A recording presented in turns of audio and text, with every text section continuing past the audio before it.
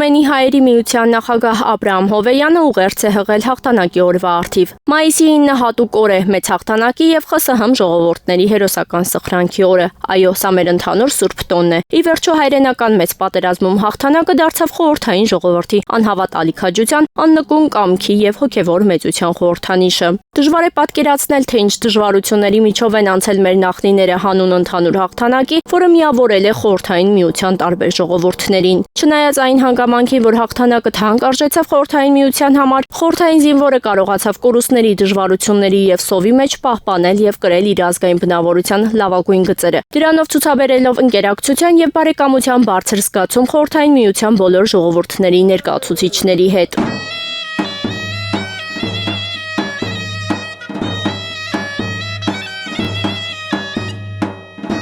Սա եւս մեկ անգամ ապացուցեց այն պարզ ճշմարտությունը, որ ժողովուրդն անպարտելի է, եթե միասնական է։ 2023 թվականին Տյումենում բացվեց ռուս-հայկական բարեկամության այգին, որը կրում է խորհրդային միության կրկնակի հերոս մարշալ Իվան Խրիստոֆորովիչ Բաղրամյանի անունը։ Հուշարձանի հանդիսավոր բացման օրը Տյումենի հայկական մշակութային կենտրոնի գործունեության շրջանակներում գործող Նաիրի պարային համույթի սաները կրկնեցին իրենց նախապապերի Քոչարի հաղթական պարը։ Այդ օրը պատվավոր հյուրերի թվում էր նաև հայրենական մեծ պատերազմի վետերան Հայաստանից Տյումեն եկած 99-ամյա Ներսես Օգանեսովիչ Սիմոնյանը։ Թող հաղթանակը եւ դրա հիշատակը միշտ մեզ հետ լինեն մեր սրտերում բարի ձեռնարկումներ, մշտական հոգատարություն, ավագ սերնդի նկատմամբ եւ աշխատանքում ի բարօրություն հայրենիքի։ Շնորհավորում եմ բոլորիս հայրենական մեծ պատերազմի հաղթանակի 80-ամյակի կապակցությամբ, ասված է ուղերձում։